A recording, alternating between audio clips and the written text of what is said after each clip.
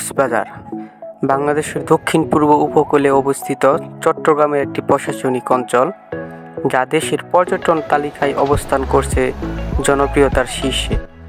কারণ এখানেই রয়েছে পৃথিবীর দীর্ঘতম সমুদ্র সৈকত, যার টানে বাংলাদেশ সহ বিশ্বের বিভিন্ন দেশ থেকে পর্যটকরা ছুটে আসে এখানে। আসলে আমার ভ্রমণগুলো কখনো পরিকল্পনা করে হয় না, হঠাৎ করে কোনো সিদ্ধান্ত নিয়ে চলে যায় যে কোনো জায়গায়। পরিকল্পনা করলেই কোনো না কোনো কাজ চলে আসে সামনে সেই নির্দিষ্ট সময়ে। সন্ধ্যা 6টায় ব্যাগপত্র গুছিয়ে রওনা দেই কক্সবাজারের উদ্দেশ্যে। ত্রিশাল থেকে যুক্ত হয় আমার ছোট ভাই এবং নাতিন জামাই ইসমাইল হোসেন অব্র এবং আরেক ছোট ভাই আনিসুর রহমান।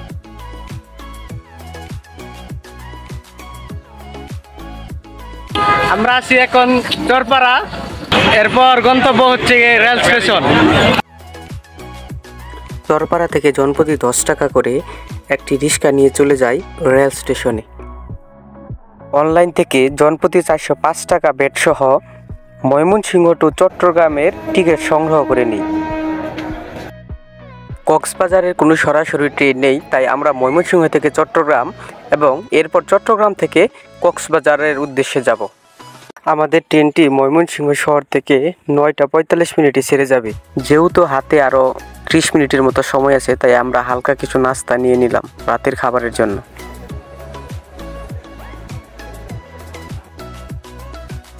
অবশেষে আমাদের কাঙ্ক্ষিত বিজয় এক্সপ্রেস ট্রেনটি 9টা 27 মিনিটে জামালপুর থেকে ময়মনসিংহ স্টেশনে এসে পৌঁছায়।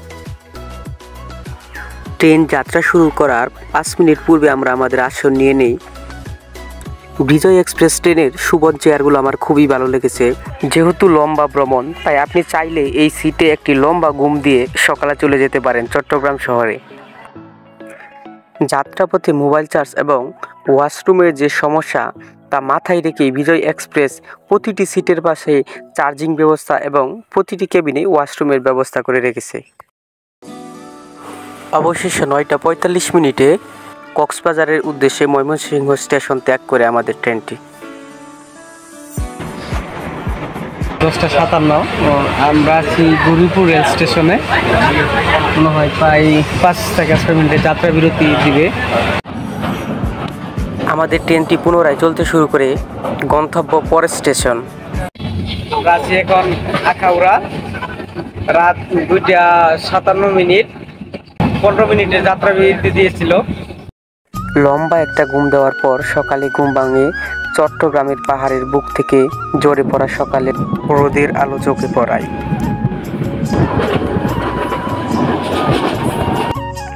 চট্টগ্রামের এই মন মাতানো নৈসর্গিক সৌন্দর্য সত্যিই ভোলার মতো নয়।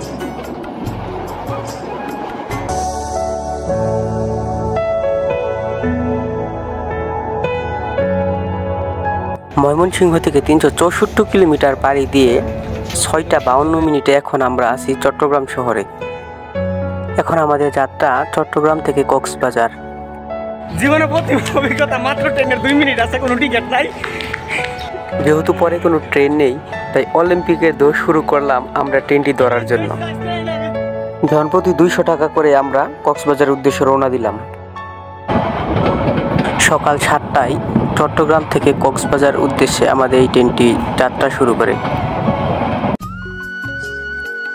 চট্টগ্রাম থেকে কক্সবাজার যাওয়ার পথে দৃষ্টি যতদূর যায় সবুজ ধানের প্রান্তর, দিগন্তর জুড়ে শুধু সবুজ আর সবুজ, যেন সবুজ কার্পেটে মুড়ানো এক গালিচা। আমরা 11টা 22 মিনিটে চলে আসছি কক্সবাজার রেল স্টেশনে। যেহেতু ঈদের পরবর্তী সময় আমরা আসছি, তাই প্রচুর পরিমাণ ভিড় এখানে। কক্সবাজার রেল স্টেশনটি কক্সবাজার জেলার ঝিলংজা ইউনিয়নের চান্দের পাড়ায় অবস্থিত। এটি বাংলাদেশের একমাত্র এবং প্রথম আইকনিক রেল স্টেশন। জনপ্রতি 40 টাকা করে কক্সবাজার রেল স্টেশন থেকে সুগন্ধা বিচে চলে আসলাম। এই বিচের পাশেই রয়েছে অসংখ্য হোটেল। আপনি আপনার বাজেট অনুযায়ী পছন্দের হোটেলটি বেছে নিতে পারেন। আমরা এই হোটেলে 2টার সময় চেক ইন করি। এই রুমটি আমরা 6000 টাকায় 2 দিনের জন্য ভাড়া নেই। যেহেতু আমরা ঈদের সময় এসেছি, তাই এই রুমটি প্রতিদিনের জন্য 3000 টাকা নিয়েছে। অন্য সময় আসলে এই রুমটি আপনারা 700 টাকায় পাবেন।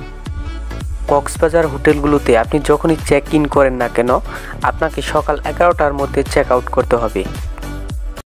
হালকা বিশ্রাম নেওয়ার পর চলে আসলাম সমুদ্র সৈকতে সূর্যাস্ত দেখার জন্য, কিন্তু সূর্য না থাকার কারণে আমরা সূর্যাস্ত দেখতে পেলাম না। সুগন্ধা বিচ পয়েন্টের 3 রাস্তার মাথায় আপনি বারবিকিউ করার জন্য বিভিন্ন ধরনের কোরাল মাছ, কাঁকড়া, অক্টোপাস এবং আরও অন্য মাছ পেয়ে যাবেন। সব ধরনের মাছই 800 থেকে 1000 টাকা কেজি, কাঁকড়া 2 থেকে 300 টাকা এবং অক্টোপাস 500 টাকায় বারবিকিউ করে দেন ওনারা। রাতের খাবার শেষ করে চলে আসলাম আমরা সমুদ্রে, কারণ সমুদ্রের গর্জন যদি শুনতে চান তাহলে আপনাকে আসতে হবে মধ্যরাতে। সকালের সূর্যোদয় দেখব বলে আমরা চলে গেলাম হোটেলে খুব তাড়াতাড়ি। ফজরের নামাজ শেষ করেই আমরা বেরিয়ে পড়লাম সূর্যোদয় দেখার জন্য। শুভ সকাল। গতকাল আমরা সারাদিনই বিশ্রাম নিয়েছিলাম, যার কারণে অবশ্য আমাদের কোনো জায়গায় ভালোভাবে ঘোরা হয়নি। যেহেতু লং জার্নি তাই আমরা বিশ্রাম নিয়েছি। এখন আমরা যাব সুগন্ধি বিচ, এরপর যাব লাবণী বিচ। যেহেতু আমরা সকাল সকাল চলে আসছি তাই সুগন্ধি বিচ পয়েন্টের রাস্তাটা পুরোটাই ফাঁকা। সবচেয়ে মজার ব্যাপার হচ্ছে এখানে অনেকে আমাদের ব্লগার মনে করে ছবি তোলার জন্য খুব ভিড় করে। এখন 6টা 2 আমরা আছি বিচে। সূর্যাস্ত দেখতে না পেলেও সকালের সমুদ্রের বালির উপর সূর্যের যে কিরণ তা নিজ চোখে না দেখলে বুঝতে পারবেন না কতটা মনোরম দৃশ্য।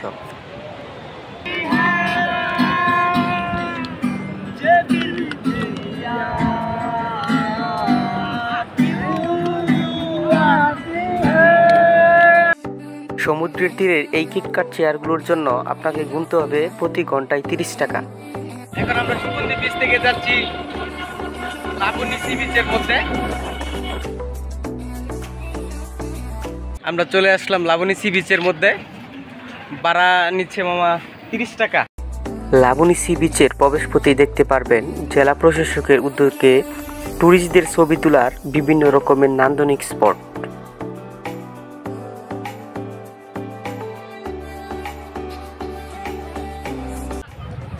আমরা আছি এখন লাবণী সি বিচের মধ্যে। সুগন্ধা সি বিচ থেকে লাবণী সি বিচের দূরত্ব মাত্র 1 কিলোমিটার। ভাড়া নিয়েছে 30 টাকা। বেশি দূরে নাই, আমরা চলে আসতে পারতাম। বিটিএস মানে বিহাইন্ড দ্য সিনের কিছু দৃশ্য। সমুদ্রে দর্শক যেমনটি দেখতে পাচ্ছেন, এখন আমরা তাদের দুজনকে পাঠিয়ে দিলাম লাবণী আপার কাছে। দেখা যাক লাবণী আপা তাদের কি সেবা যত্ন করে, পাশাপাশি ছোট ভাই হিসাবে আমি কি সেবা যত্ন পাই তা আপনাকে দেখাবো পরে এক ভিডিওতে।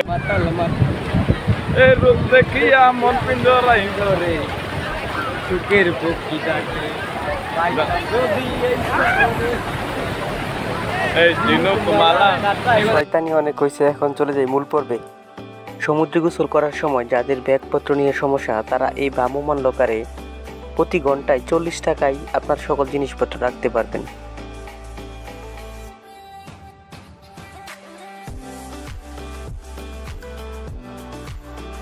তারপরে আমাদের হাতে থাকবে। এখন যাবো আমরা সমুদ্রে। কক্সবাজারের মানুষ আমাদের ব্লগার মনে করে সবসময় বাড়তি সুবিধাই দিয়েছে। গাড়ি ভাড়া, খাবার, ছবি তোলা এবং আশেপাশের মানুষও ভালোবাসার হাত বাড়িয়ে দিয়েছে, যার কারণে খুব অল্প খরচে আমাদের কক্সবাজার ভ্রমণ হয়ে যায়। কালকে সারাদিন আমরা বিশ্রাম নিয়ে আজকে আমরা ঘুরতে আসছি। মোহাম্মদ রাকিব ভাই, আপনার মোবাইল নাম্বারটা দিলে একটু ভালো হয়, আমাদের যোগাযোগ করতে পারে। 17676659। বাইরে ধন্যবাদ। আর আপনারা যদি ছবি তুলতে চান তাহলে অবশ্যই ভাইয়ের সাথে যোগাযোগ। কোনো ভাষা নাই, 3 টাকা ফিস দিতে পারবেন। আর যদি বেশি নিতে চান তাহলে 5 টাকা। কক্সবাজারে যে একটা বিভ্রান্ত আছে যে ফটোগ্রাফার যারা আছে তারা ইচ্ছা অনুযায়ী তারা দর নেওয়া ছাড়াই প্রায় 100-150 ছবি তুলে। আমি মনে করবো, আশা করি বাইরের মধ্যে এরকম পাবে না।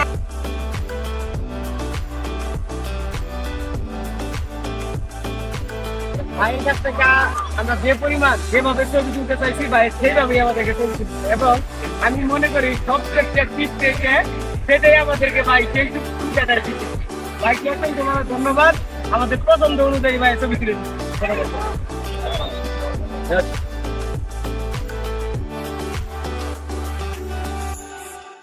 সমুদ্রের এই ওয়াটার বোটগুলো আপনার কাছ থেকে 3 থেকে 400 টাকা নিবে 1 কিলোমিটারের জন্য। 1 কিলোমিটারের জন্য এই গাড়িগুলো ভাড়া নিবে আপনার কাছ থেকে 500 থেকে 700 টাকা।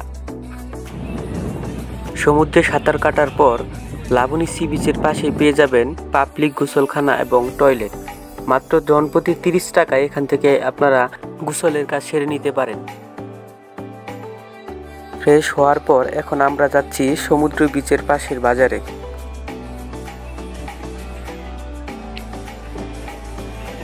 ইনশাআল্লাহ দেখা হবে দ্বিতীয় টুরে এর মধ্যে যদি ছুটি পাই ইনশাআল্লাহ।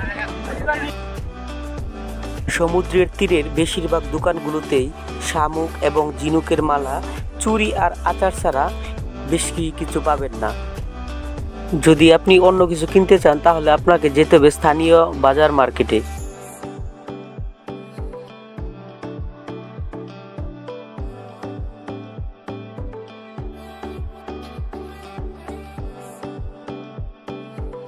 পরের দিন আমাদের সময় মতো কোনো ট্রেন না থাকায় আমরা কক্সবাজার বাস স্ট্যান্ড থেকে জনপ্রতি 410 টাকায় সৌদিয়া পরিবহনে 3টায় যাত্রা শুরু করে 4 ঘন্টা 42 মিনিট পর সন্ধ্যা 7টা 42 মিনিটে চট্টগ্রামে প্রবেশ করি। চট্টগ্রাম থেকে ময়মনসিংহ আসার জন্য পূর্বেই আমরা অনলাইন থেকে জনপ্রতি 340 টাকা করে অনলাইন টিকিট কেটে রেখেছিলাম। অবশেষে কক্সবাজারকে বিদায় জানিয়ে চলে আসলাম প্রাণের শহর ময়মনসিংহে।